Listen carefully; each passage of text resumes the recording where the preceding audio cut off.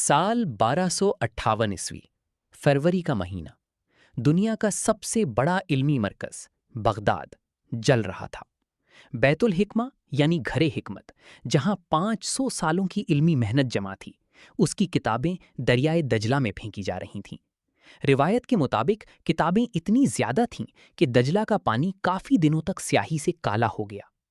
वो लोग जो आज भी अलजबरा का मसला हल करते हैं, उन्हें मालूम नहीं कि उस अलजबरा का बाप अल ख्वारिज़मी बगदाद का फर्जंद था। वो लोग जो आज भी सिफर यानी जीरो इस्तेमाल करते हैं, वो सिफर बगदाद ने दुनिया को दिया था। और फिर एक दिन, एक हफ्ता, सब कुछ खत्म हो गया। कौन था वो? क्यों हुआ ये? और क्या वाकई इस्लाम का सुनहरा का जमाना हमेशा के लिए मिट गया? यही कहानी है आज की। पहले समझना जरूरी है कि बगदाद क्या था। 750 ईस्वी में अब्बासी खिलाफत की बुनियाद रखी गई। बगदाद दजला दरिया के किनारे एक मुकम्मल दायरी शहर यानी राउंड सिटी के तौर पर तामीर हुआ। ये उस वक्त की दुनिया का सबसे बड़ा और अमीर शहर था। खलीफा हारून अल राशिद के दौर में 786 ईस्वी से 809 ईस्वी तक बगदाद ने एक ऐसी तारीख लिखी जो दुनिया ने पहले नहीं देखी थी। बैतुल हिकमा घरे हिकमत की बुनियाद रखी गई। यहाँ क्या था? ग्रीक, फारसी, हिंदी और सीरियाक किताबों का अरबी में तर्जुमा हुआ। मैथमेटिशियंस, एस्ट्रोनॉमर्स, डॉक्टर्स, फिलोसोफर्स सब एक जगह। दुनिया भर के आलिम बगदाद आते थे, अपना इल्म लाते थे और वापस जाते वक्त नया इल्म ले जाते थे। अल ख्वारिज़मी ने यहाँ अलजेब्रा इजाद की। इब्न अल हैथम ने यहाँ ऑप्टिक्स यानी रोशनी की साइंस की बुनियाद रखी। अल ज़हरावी ने यहाँ सर्जरी के उसूल लिखे जो आज भी इस्तेमाल होते हैं। 500 साल, एक शहर और दुनिया का सबसे बड़ा इल्मी खजाना। 1206 ईस्वी में चंगेज खान ने मंगोल सल्तनत की बुनियाद रखी। वो एक ऐसी ताकत थी जो पहले दुनिया ने नहीं देखी थी। चंगेज के बाद उसकी नस्ल ने फतह का सिलसिला जारी रखा। उसके पोते हुलागू खान को एक मकसद दिया गया, मशरिक वुस्ता और इराक को मंगोल सल्तनत में शामिल करना। 1257 ईस्वी के आखिर में हुलागू बगदाद की तरफ रवाना हुआ। उसके साथ क्या था? रवायत के मुताबिक एक बेशुमार लश्कर, जिसमें चीन के सीज इंजीनियर्स भी थे, यानी वो माहिर लोग जो शहरों को जबरदस्त हथियारों से गिराते थे। खलीफा अल मुस्तसिम, अब्बासी खिलाफत के आखिरी खलीफा, को खबर मिली। उन्होंने क्या किया? कुछ नहीं। न फौज जमा की, न दूसरी इस्लामी सल्तनतों से मदद मांगी। उन्हें यकीन था कि बगदाद, इस्लाम का मरकज, को कोई हाथ नहीं लड़ा सकता। खिलाफत की रूहानी ताकत ही इनके हिफाजत के लिए काफी थी। ये उनकी सबसे बड़ी गलती थी। 29 जनवरी 1258 हुलागू खान ने बगदाद को मुकम्मल तौर पर घेर लिया। शहर के बाहर से तोपें चल रही थीं। बजला के रास्ते बंद कर दिए गए। पानी और खाना अंदर नहीं आ सकता था। शहर की दीवारें ढहने लगीं, यानी गिरने लगीं। खलीफा अल मुस्तसिम ने आखिरकार एक पैगाम भेजा, सुलह की बात करते हैं। लेकिन हुलागू ने सुलह नहीं मानी। 10 फरवरी 1258 बगदाद की दीवारें टूट गईं। मंगोल फौज शहर में दाखिल हो गई। जो अगले हफ्ते हुआ, वो तारीख का एक सबसे गहरा जख्म है। एक हफ्ते तक बगदाद में कत्लेआम होता रहा।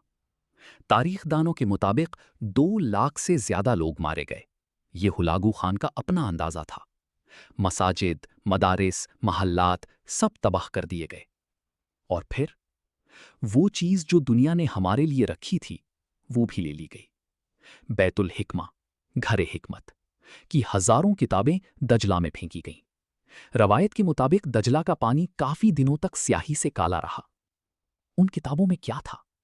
इल्मे फल्कियात, इल्मे रियाजी, तिब, फलसफा, ग्रीक फिलोसोफर्स के वो आसार जो सिर्फ अरबी तर्जुमों में महफूज थे, वो भी खत्म हो गए। एक फारसी मुनज्जिम, नसीरुद्दीन अल तूसी, एक काम कर गया जो आज भी हमारे लिए राहत का सबब है। उसने कुछ हजार किताबें पहले ही मराठी की तरफ भेजी थीं और वो बच गईं। लेकिन बाकी सब हमेशा के लिए खो गया।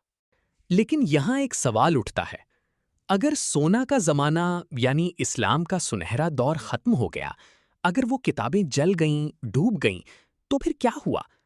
क्या ये सच में इस्लाम का आखिरी दिन था या कुछ और था? क्या मंगोल जो इस्लाम के दुश्मन थे, आखिरकार खुद मुसलमान हो गए या नहीं? اور کیا دنیا نے وہ کھویا ہوا علم پھر حاصل کیا یا نہیں؟ اگلے حصے میں یہ سب سوالوں کے جواب ملیں گے، لیکن پہلے اگر آپ چاہتے ہیں کہ ایسی روز پوش تاریخی کہانیاں آپ تک پہنچتی رہیں تو ابھی گھنٹی دبائیں، چینل سبسکرائب کریں اور اس ویڈیو کو ان لوگوں کے ساتھ ضرور شیئر کریں جو اصلی تاریخ جاننا چاہتے ہیں۔ دوستوں، بغداد کی کہانی یہاں صرف آدھی ہوئی ہے۔ اگلے حصے میں اصلی موڑ ہے۔ وہ منگول جو اسلام کو مٹانے آئے تھے خود مسلمان ہو گئے، اور وہ علم جو کھو گیا تھا یورپ نے اسے کیسے واپس لیا۔ اگر اس سوال نے آپ کو حیران کیا تو ابھی چینل سبسکرائب کریں، گھنٹی دبائیں تاکہ کوئی ایپیسوڈ مس نہ ہو۔ اس ویڈیو کو لائک کریں اور اپنے دوستوں کے ساتھ شیئر کریں۔ اب واپس چلتے ہیں 1258 کی طرف۔ خلیفہ المستسم، عباسد خلافت کے آخری خلیفہ، کو قید کر لیا گیا۔ روایت کے مطابق ہلاگو خان نے انہیں اپنا خزانہ دکھایا، وہ دولت جو بغداد کی حفاظت پر خرچ ہو سکتی تھی، لیکن انہوں نے نہیں خرچ کی۔ ہلاگو نے کہا، یہ تھا تیرا خزانہ، اب اسے کھا۔ پھر خلیفہ کو مارا گیا، لیکن کیسے؟ منگول ایک اعتقاد رکھتے تھے کہ شاہی خون زمین پر نہیں گرنا چاہیے، اس لیے خلیفہ المستسم کو ایک قالین میں لپیٹا گیا اور منگول گھوڑوں نے اس پر بار بار قدم زنی کی۔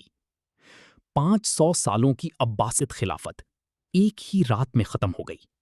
یہ وہ لمحہ تھا جسے تاریخ کار آج بھی اسلام کا سب سے گہرا زخم کہتے ہیں۔ 5 صدی کی خلافت پھر کبھی واپس نہیں آئی۔ لیکن تاریخ میں ایک ایسا موڑ آتا ہے جسے کوئی سوچ نہیں سکتا تھا۔ ہلاگو خان کی نسل، وہ منگول جو بغداد کو تباہ کر کے آئے تھے، خود اسلام قبول کرنے لگے۔ ہلاگو کا پوتا غزان خان 1295 میں مسلمان ہوا، اور صرف نام کا مسلمان نہیں، اس نے اپنی پوری سلطنت میں اسلام کو سرکاری دین قرار دیا۔ اس نے بغداد کی مساجد اور مدرسے پھر سے تعمیر کروائے۔ وہ منگول الخانیٹ جس نے اسلام کو مٹانا چاہا تھا، خود اسلامی سلطنت بن گئی۔ یہ تاریخ کا ایک ایسا واقعہ ہے جو صرف الہی طاقت کی گواہی دیتا ہے۔ لیکن علم کا کیا ہوا؟ وہ کتابیں جو کھو گئی تھیں؟ یہاں ایک اور حیران گیز بات ہے۔ وہ عربی علم جو بغداد کے ذریعے پوری دنیا میں پھیلا تھا، اندلس یعنی اسپین کے ذریعے یورپ پہنچا تھا۔ وہاں سے لیٹن ترجمے ہوئے، اور وہی ترجمے یورپ کی رینیسانس یعنی نیا جاگرن کی بنیاد بنے۔ Algebra, zero, optics, surgery, astronomy, یہ سب دنیا کو بغداد نے دیا تھا، اور اس علم نے یورپ کو اندھیرے سے روشنی میں لا دیا۔ تقریباً 1360 عیسوی میں، صرف 2 سال بعد، ایک اور حیرت انگیز واقعہ ہوا۔ عین جالوت، فلسطین میں مملوک سلطنت نے منگول فوج کو شکست دی۔ یہ پہلا موقع تھا جب منگول لشکر کو کسی نے روکا۔ اسماعیلی اور ایوبید مسلمانوں نے مل کر منگول رش کو رد کیا، اور بغداد، وہ بغداد جو 1258 میں ختم ہو گیا تھا، کبھی پھر وہ نہیں بنا۔ لیکن اسلامی علم ختم نہیں ہوا۔ نصیر الدین الطوسی، وہ فارسی عالم جو مراغاتی رصاد گاہ یعنی آبزرویٹری لایا تھا، اس نے ان بچائے ہوئے ہزاروں کتابوں سے ایک نیا علمی سلسلہ شروع کیا۔ توسی کا کام بعد میں کوپرنیکس تک پہنچا۔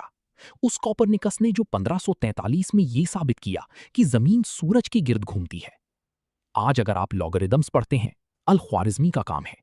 اگر آپ الجبرا کا مسئلہ حل کرتے ہیں، بغداد کا علم ہے۔ اگر آج سرجری ہو سکتی ہے، الزہراوی کا انداز ہے۔ یہ سب 1258 میں نہیں مرا، یہ سب ہم میں زندہ ہے۔ 1258 میں بغداد ختم ہوا، لیکن علم کبھی ختم نہیں ہوتا۔ وہ کتابیں جو دجلہ میں پھینکی گئیں، ان کا خون یورپ کے رینیساں میں بہا۔ وہ الجبرا جو بغداد نے ایجاد کی، آج دنیا کے کمپیوٹر اس الجبرا پر چلتے ہیں۔ وہ زیرو یعنی صفر جو بغداد نے دنیا کو دیا، اس کے بغیر آج کا ڈیجیٹل زمانہ ممکن ہی نہیں تھا۔ 1258 ایک تاریخی سانحہ تھا، لیکن یہ اسلام کا آخری دن نہیں تھا۔ وہ منگول جو اسلام کو مٹانے آئے تھے، خود مسلمان ہو گئے۔ تاریخ میں کچھ چیزیں ایسی ہوتی ہیں جو مٹی نہیں جاتی، بس ایک وقت کے لیے خاموش ہو جاتی ہیں۔ بغداد کو سلام، اس شہر کو جس نے پوری دنیا کو سوچنا سکھایا۔